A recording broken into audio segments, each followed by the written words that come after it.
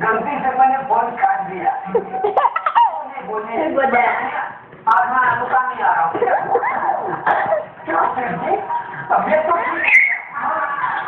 तबियत ऐसा जना करना पाए तो फिर भूखी क्यों मार रहे हैं?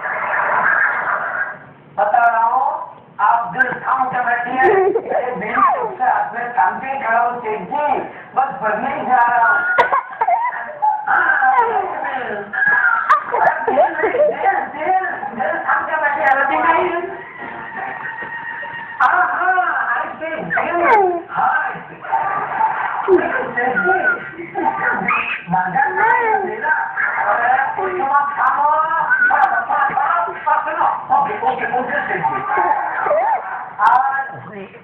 गोकुल धाम में पापा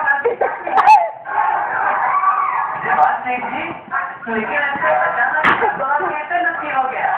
वैसे शादी हो अरे लेकिन अभी तो शादी है। मतलब आज दूसरे शादी है।